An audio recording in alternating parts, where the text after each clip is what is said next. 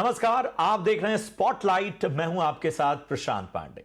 हर हफ्ते एक खास विषय के साथ हम आते हैं आपके सामने। उस विषय के बारे में पूरी जानकारी आपके सामने रखते हैं और उस पर करते हैं एक खास विश्लेषण। एक ऐसा विश्लेषण जिसके जरिए आप न सिर्फ उस विषय के बारे में हर पहलू को समझ पाते हैं, बल्कि उसकी चुनौतियों और बाकी पहलुओं को भी बेहतर तरीके से समझने में मदद मिलती है। और आज हम एक बेहद गंभीर विषय पर बात करने जा रहे हैं और यह है भारत में सड़क दुर्घटनाएं। हाल ही में ministry of road transport and highways यानी जो पूरी ये मिनिस्ट्री देखती है खासतौर पे भारत में रोड्स की स्थिति, ट्रांसपोर्ट की कंडीशन, उसमें एक रिपोर्ट सामने आई है। ये रिपोर्ट 2023 के जो सड़क हादसे हैं उनके अलग अलग पहलुओं को दिखाती है। और इसमें सबसे चिंताजनक यह है कि देश में सड़क हादसों में जान जाने का सिलसिला बदस्तूर जारी है। सड़क परिवहन मंत्रालय की जो न्यू रिपोर्ट है 2023 की, उसमें यह भी कहा गया है कि जो पैट होल्स यानी गड्ढे हैं, उनसे 2161 लोगों की सिर्फ गड्ढों में गिरकर जान गई है। ये 2022 की तुलना में लगभग 16.5% के करीब पहुंचता है। गलत दिशा में गाड़ी चलाने और लेन में डिसिप्लिन फॉलो ना करने की वजह से मौतों की संख्या में पिछले यानी 2022 की तुलना में जो है वो काफी इजाफा हुआ है और ये 2023 में 9432 पहुंची है, जबकि 22 में 9094 थी। सड़क परिवहन मंत्रालय ने जिस रिपोर्ट को सामने रखा है उसमें कई चिंताजनक बातें सामने आई। ये रिपोर्ट बताती है कि 2023 में भारत में कुल 4,80,583 सड़क दुर्घटनाएं हुई, जिनमें 1,72,890 लोग मारे गए और 4,62,825 लोग जख्मी हुए। इसका मतलब है हर घंटे 55 दुर्घटनाएं हुई, 20 मौतें हुई। और सोचिए, हर 3 मिनट में एक रेशियो अगर अनुमान लगाएं तो हर 3 मिनट में एक मौत। 2022 की तुलना में सड़क दुर्घटनाओं में होने वाली मौत में लगभग 2.5% से ज्यादा का इजाफा हुआ। वहीं जख्मी लोगों की संख्या 4.5% बढ़कर 4.5 लाख से ऊपर गई। 2022 की तुलना में सड़क दुर्घटनाओं में होने वाली मौतों में लगभग 2.5% से ज्यादा की वृद्धि हुई। और ये सारी चीजें जो हैं वो काफी ज्यादा सवाल पैदा करती हैं। और इसमें एक जो अहम फैक्ट है वो ये है कि 66 से 67% जिनकी मौत हुई उनका जो एज ग्रुप था वो था 18 से 45 साल के बीच का। और जाहिर सी बात है, जब हम इतना अपग्रेड हो रहे हैं, इतना बेहतर हो रहे हैं, उसमें इस तरह का डेटा आना वाकई चिंताजनक है। और आज इसी पर विशेष चर्चा के लिए हमारे साथ खास मेहमान जुड़ रहे हैं। हमारे साथ उत्तर प्रदेश के पूर्व डीजीपी ओपी सिंह सर चर्चा में शामिल हो रहे हैं। OP Singh sir, thank you so much अपना समय देने के लिए। हमारे साथ गौतम सिंह हैं, एसोसिएट डायरेक्टर हैं policy and research save life foundation से। गौतम, आपका भी बहुत बहुत वेलकम। हमारे साथ मोहम्मद अफजल हैं जो कि फॉर्मर जनरल सेक्रेटरी हैं welfare organisation for road safety and prevention of accidents, route safety adviser हैं। मोहम्मद अफजल, आपका बहुत बहुत स्वागत। तो सबसे पहले मैं ओपी सर आपके पास ही आऊंगा। सवाल यही उठता है कि एक ऐसी दुनिया जहां पर तकनीक अपग्रेड हो रही है, जहां पर आर्टिफिशियल इंटेलिजेंस से लेके सर्विलांस सब कुछ बेहद आसान और मिनटों में होने वाला है, वहां पर सड़कें भी अब धीरे धीरे अपग्रेड हो रही हैं। तो आखिर क्या वजह है कि हमारे इतने अपग्रेडेशन के बावजूद सड़क हादसों पर लगाम नहीं लग पा रही? प्रशांत जी, ये बहुत ही मौलिक प्रश्न आपने पूछा है कि हम इतनी तरक्की कर रहे हैं, इंफ्रास्ट्रक्चर में हम इतनी तरक्की कर रहे हैं, हमारे रोड नेटवर्क्स इतने बढ़ रहे हैं, हमारे साइंस एंड टेक्नोलॉजी में काफ़ी इजाफा हो रहा है, हम ड्रोन तक का यूज़ कर रहे हैं, आर्टिफिशियल इंटेलिजेंस कर रहे हैं, बट उसके बावजूद जैसा आपने कहा स्टैटिस्टिक्स के द्वारा कि 2022 से 2023 में 2.5% की वृद्धि हुई है। तो ये 2023 का जो आंकड़ा आपने दिया जिसमें लगभग 5 लाख 4,80,000 के लगभग लोगों की मृत्यु हुई है, ये सचमुच में चिंता का विषय है। और मैं इसका आंसर सिर्फ एक शब्द में कहूंगा, और जैसा कि मंत्री जी ने भी कहा कि ये सारी दुर्घटनाएं और मौतें जो हो रही हैं वो साइंस एंड टेक्नोलॉजी के बावजूद ह्यूमन बिहेवियर के कारण हो रही हैं। हम जो हैं ह्यूमन बिहेवियर में तरक्की नहीं कर पा रहे हैं। अभी भी हमारे कई ऐसे कारण हैं उन कारणों के कारण एक्सीडेंट्स में इजाफा हो रहा है और एक्सीडेंट्स की डेथ्स में इजाफा हो रहा है। कई कई राज्य ऐसे हैं जिसमें एक्सीडेंट की संख्या बड़ी है, जैसे तमिलनाडु है, वहाँ सबसे ज़्यादा मैक्सिमम एक्सीडेंट्स होते हैं, लेकिन मैक्सिमम एक्सीडेंटल डेथ्स जो हैं वो उत्तर प्रदेश में हैं, क्योंकि उत्तर प्रदेश का रोड नेटवर्क जो है वो शायद देश का सबसे ज़्यादा सबसे बड़ा है, सबसे लंबा है।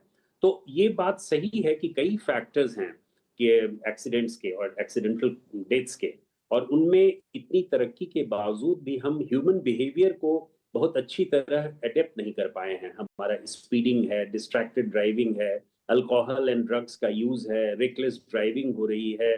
कई कई जगहों पर मैंने स्वयं एज डीजीपी देखा, और मैं पिछले 37 साल के अपने पुलिस के अनुभव में मैंने खासकर अब देख रहा हूं, मैं पिछले 7 8 10 सालों से, कि उत्तर प्रदेश के पश्चिमी इलाकों में, और खासकर जहाँ पे नेशनल हाईवेज का रोड रोड नेटवर्क बहुत अच्छा हुआ है, या राजस्थान के कुछ इलाकों में रॉन्ग साइड ड्राइविंग बहुत होती है। ट्रैक्टर्स के द्वारा हाईवेज बन गए हैं, अब आप यमुना एक्सप्रेसवे का लीजिए या फिर उधर लखनऊ से आगरा का लीजिए, आपको रिवर्स ड्राइविंग जिसको कह सकते हैं या रॉन्ग साइड ड्राइविंग कह सकते हैं उसका बहुत है, क्योंकि लोग उतनी दूर कवर नहीं करना चाहते हैं कि यू टर्न लेके जाएं, इसलिए बहुत शॉर्टकट वे में वो रिवर्स की तरफ चलते हैं, और उससे भी बहुत सारे एक्सीडेंट्स होते हैं। इनएक्सपीरियंस भी है, ड्राइविंग लाइसेंस का जो रेगुलेशंस होता है वो नहीं होना है, सेफ्टी गेयर्स नहीं पहन पाते हैं। तो ये सारी चीजें जो है ह्यूमन बिहेवियर से हैं, जो हमें संभवतः हम ठीक नहीं कर पाए, और यही कारण है कि हमारे accidents, traffic road accidents, deaths जो हैं वो बढ़ रहे हैं। कही आपने, और ये पूरा डेटा उस सारी ओर इशारा भी करता है, क्योंकि इस पूरे डेटा में ये बताया गया है कि 68% यानी 68% जो मौतें हुई हैं उसकी सबसे बड़ी वजह ओवर स्पीडिंग रही है। यही नहीं, गलत दिशा में, जिसका जिक्र ओपी सर कर रहे थे, गलत दिशा में गाड़ी चलाने से भी लगभग 5.5% मौतें हुई हैं। सीट बेल्ट ना पहनने, ये मतलब बेसिक्स हैं रूल्स, इसकी वजह से 16,000 से ज्यादा मौतें हुई हैं।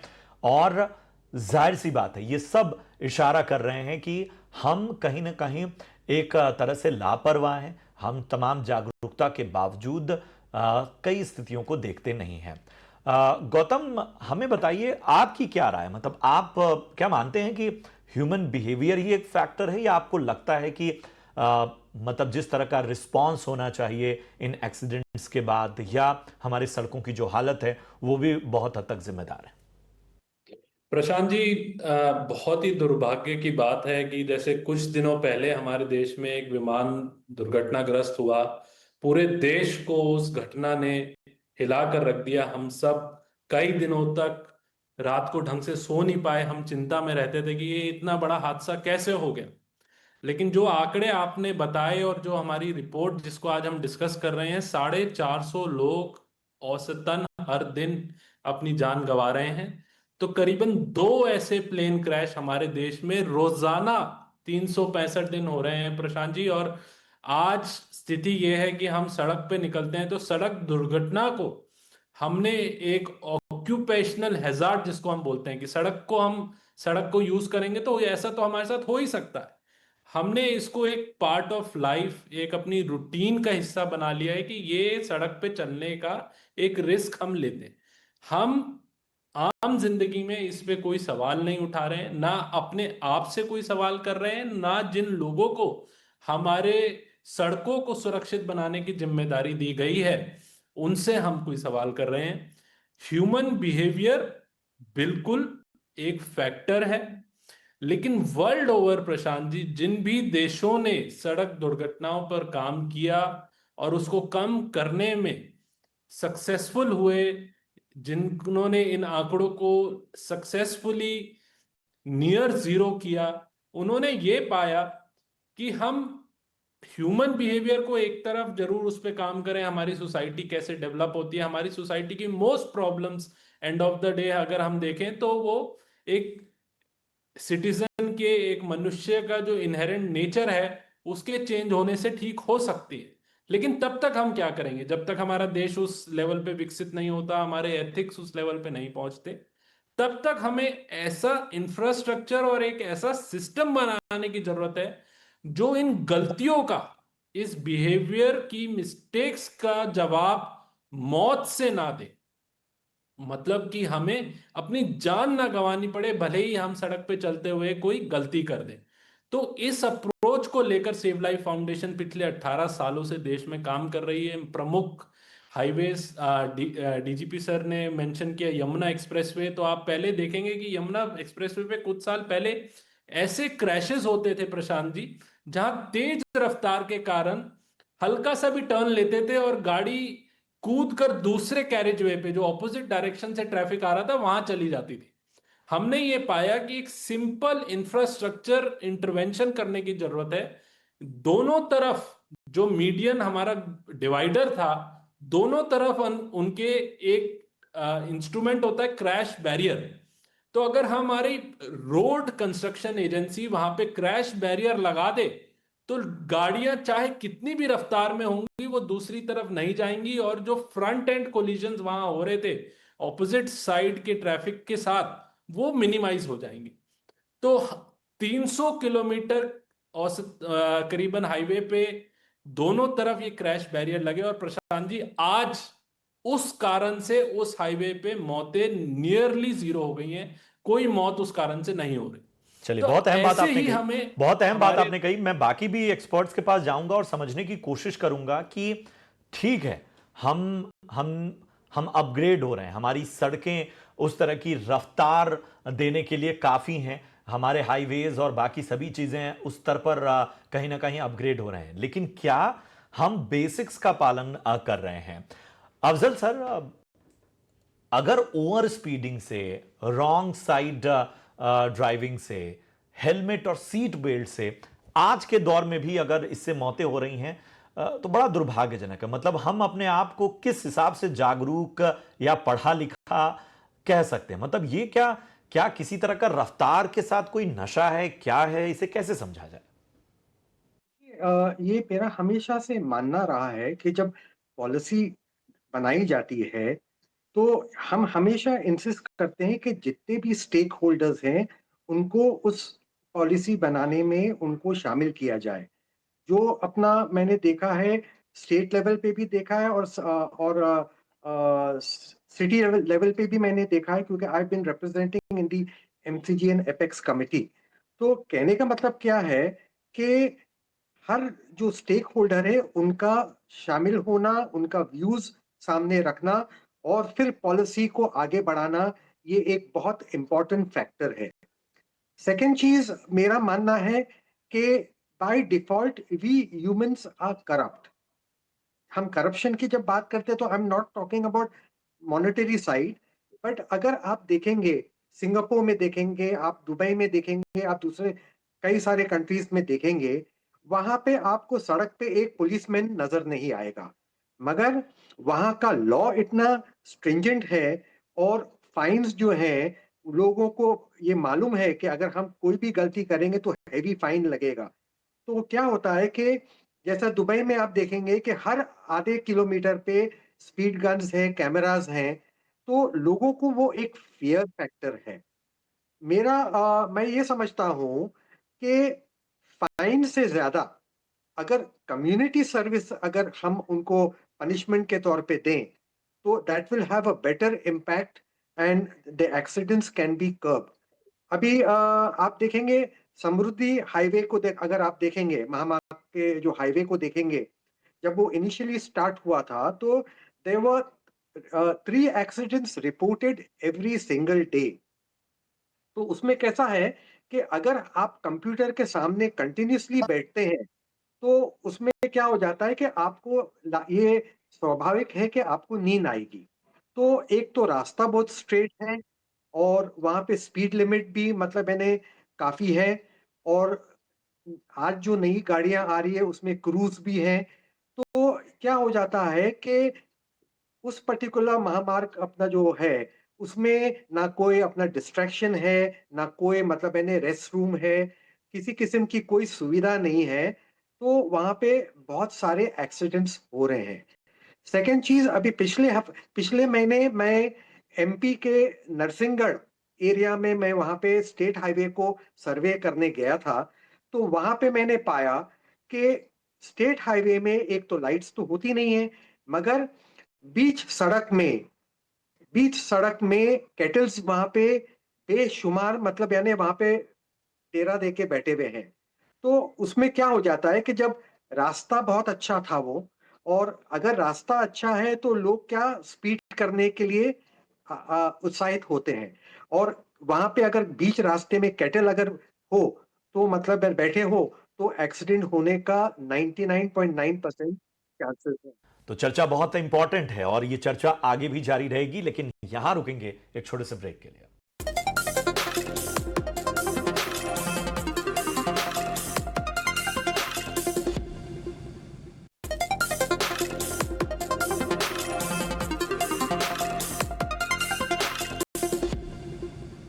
ब्रेक के बाद स्वागत है आपका और हम बात पहलुओं को टटोलते हैं। ओपी सर, आप तो मतलब शायद बहुत रूट कॉज को भी देखते रहे होंगे। भारत में लाइसेंसिंग, मतलब ड्राइविंग लाइसेंस एक दौर में तो ऐसे मिल रहा था कि उसके बारे में कोई प्रमाण देने की आवश्यकता नहीं है। दूसरा, अभी भी क्या होता है कि जो फाइन और बाकी चीजें हैं, वो एक ऐसा माइंडसेट बन गया है कि फाइन देना मंजूर है, नियम का पालन करना मंजूर नहीं है। क्या शायद बड़े एग्जाम्पल सेट करने की आवश्यकता है? बड़े कहीं ना कहीं इसमें और ज्यादा अनुशासन और ज्यादा कठोर सख्ती आपकी आवश्यकता है? देखिए, बिल्कुल प्रशांत जी, बिल्कुल एग्रेसिव इन्फोर्समेंट किए जाने की आवश्यकता है। एक फंडामेंटल लॉ हम लोगों ने पहले देखा था कि एडुकेशन, इन्फोर्समेंट और इंजीनियरिंग, ये 3 चीज़ें हैं जो ट्रैफिक मैनेजमेंट को करती हैं। एडुकेट कीजिए लोगों को, इंजीनियरिंग अच्छी होनी चाहिए, रोड कंस्ट्रक्शंस वगैरह जितने भी हों, और थर्ड है कि इन्फोर्स हम कैसे करें। पुलिस इन्फोर्स करती है, लेकिन पुलिस की संख्या बहुत कम होती है। ट्रैफिक कांस्टेबल सभी जगह नहीं हो सकते हैं। मोस्टली नेशनल हाईवेज या स्टेट हाईवेज पे नहीं होती हैं, क्योंकि उनकी संख्या भी कम है और इतना स्ट्रिक्ट हो भी नहीं पाएगा। अब रही बात कि हम इन्फोर्स कैसे करें, आपको एक छोटी सी चीज़ बताएं कि हमारा कल्चर किस प्रकार का है।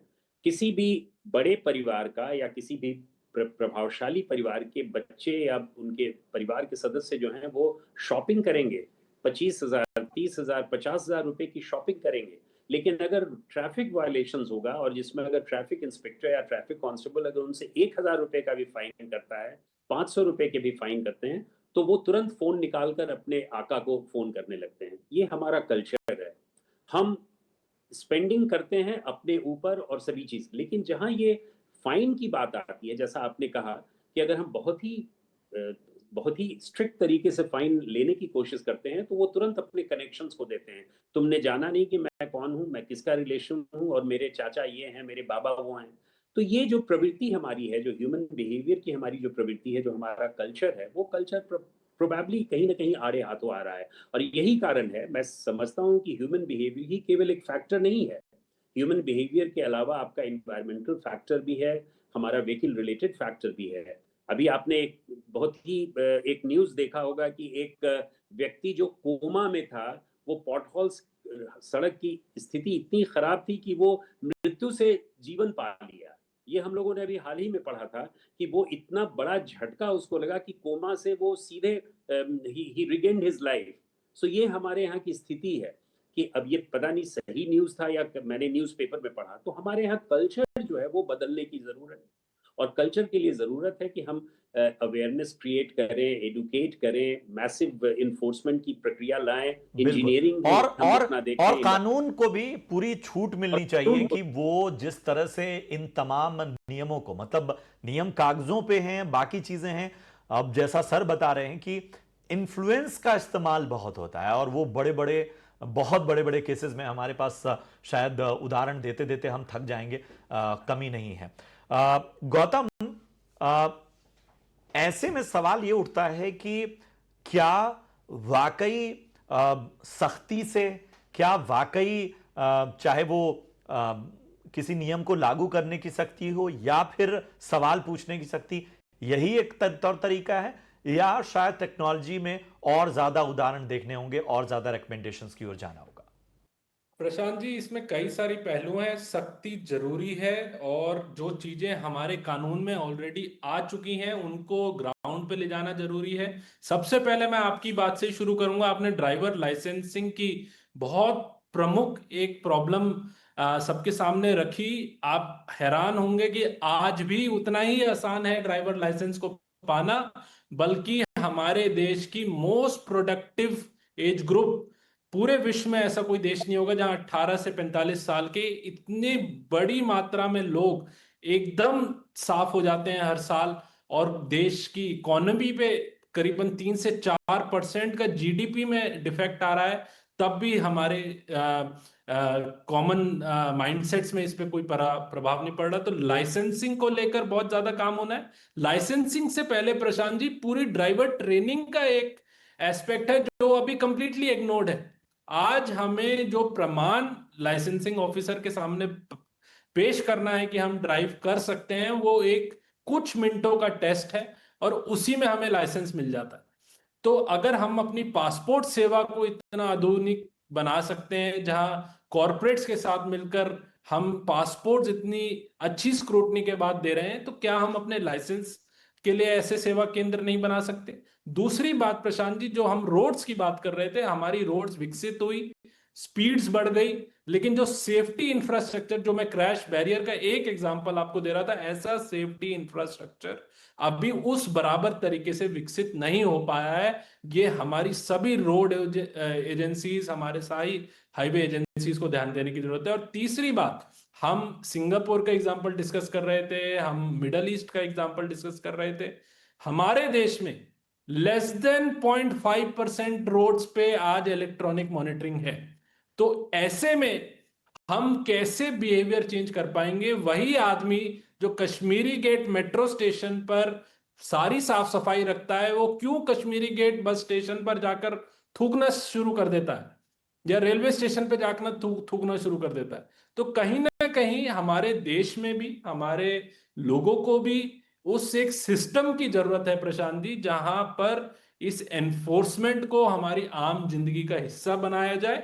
और कुछ टाइम बाद मैं आपको बिल्कुल, गारंटी देता हूं मतलब कि ये देखिए, हिंदुस्तानियों मतलब ये में वैसा इतना ही है कि टैलेंट है। अगर आप किसी रूट पर ट्रेवल कर रहे हैं, आप किसी ट्रेन से यात्रा कर रहे हैं और उस रूट पर अगर बहुत ही हैवी चेकिंग होती है, तो जाहिर सी बात है कि अगर उस रूट पर रेगुलर जितने लोग जा रहे हैं या नए लोग भी जा रहे हैं और उनको यह पता है कि यहां पर काफी ज्यादा स्क्रूटनी हो रही है, यहां पर काफी ज्यादा नियम और कायदों को लेकर फाइन दिए मारे जाते हैं, यहां पर किसी भी तरह की हिला हवाली बर्दाश्त नहीं की जाती है, तो अपने आप जिस ह्यूमन बिहेवियर की बात कर रहे हैं वो सामने आएगा। मतलब कहा जाता है भय बिन होत न प्रीत, तो शायद एग्जाम्पल सेट करने की आवश्यकता है। एक आखिरी सवाल अफजल जी आपसे, हमारे पास उदाहरण क्या है? मतलब हम ऐसे कौन से देश हैं या भारत में भी किस तरह का मंथन चल रहा है कि क्या चीजें और बेहतर की जाए? देखिए, मतलब मैंने हांगकांग भी मैंने देखा हूँ, दुबई देखा हूँ, सिंगापुर देखा हूँ, और कई ऐसे देश में मैंने देखा हूँ कि कैमरास लगे हुए हैं, स्पीड गन्स लगे हुए हैं। तो वहाँ पे क्या है कि लोग थर्राते हैं किसी ट्रैफिक को वायलेट करने से। एक बहुत इंपॉर्टेंट चीज हमने मिस किया है। आपको याद होगा कि डोमिनो पिज्जा ने एक स्कीम निकाली थी कि अगर वो डिलीवरी बॉय 30 मिनट्स के अंदर पिज्जा डिलीवर नहीं करता है, तो आपको फ्री ऑफ कॉस्ट वो पिज्जा मिलेगा। तो आज के दौर में आप देखेंगे ऐसे बहुत सारे हैं ऑर्गेनाइजेशन जो ये दावा करते हैं कि हम 10 मिनट के अंदर आपको डिलीवरी देंगे। तो this is a very serious issue, और the government should come heavily on these organisations. और कि बिकॉज क्या होता है कि वो जल्दी पहुंचने के चक्कर में वो रॉन्ग साइड में भी जाते हैं, वो मतलब यानी हर चीज वायलेट करते हैं। तो fine is not the only solution. मैं समझता हूं कि कम्युनिटी सर्विस, अगर किसी बंदे को अगर ट्रैफिक वायलेशन के ऊपर अगर उसको एक दिन के लिए सुबह से शाम तक एक जगह बैठाया जाए या 2-3 दिन तक उसको कम्युनिटी सर्विस में बुलाया जाए, this is going to have a very good impact और वायलेशंस कम होंगे। हमने अक्सर पाया है कि जो एडुकेटेड क्लास है वो ज्यादा वायलेट करते हैं। तो मैं समझता हूं ये एक बहुत गंभीर इशू है। रोड सेफ्टी फोर्टनाइट जो अपना हम बनाते हैं हर हर साल जनवरी में, तो वहां पे आप विदाउट हेलमेट देखिए, रॉन्ग साइड ड्राइविंग देखिए। मेरा कहने का मतलब ये है कि these campaign should be 365 days in a year. ये नहीं है कि भाई आपने एक कैंपेन चलाया और उसको बंद कर दिया। It should be sustainable and पूरे साल उसको मॉनिटर करना चाहिए। मतलब एक एक ये जो सारे समस्याएं, ये जो चुनौतियां हैं, अगर इनको बहुत पिन पॉइंट करके सोल्यूशन निकाला जाएगा तो हमें इन आंकड़ों में कमी आती हुई नजर आएगी। मेरे पास इतना ही समय था, लेकिन बड़ी अच्छी चर्चा रही और हमने हर पहलू को टटोलने की कोशिश की। चुनौतियां हैं, हम बेहतर तो हो रहे हैं, लेकिन उस बेहतरी में क्या कोई सुधार हो रहा है, तो उसका जवाब नहीं है। एक्सीडेंट्स की संख्या में इजाफा हो रहा है, छोटा मोटा इजाफा नहीं है, बड़ा इजाफा है। तो शायद कुछ बड़े कदम उठाने होंगे। शुक्रिया करेंगे ओपी सर, अफजल जी, इसके अलावा गौतम जी, आप सभी का इस चर्चा में जुड़ने के लिए, अपना कीमती समय देने के लिए। आगे भी इस तरह की चर्चाओं में हम आपका समय लेते रहेंगे। फिलहाल स्पॉटलाइट में आज के लिए इतना ही। दीजिए इजाजत। उम्मीद करते हैं कि आपको शो पसंद आया हो। हमें दीजिए इजाजत। नमस्कार।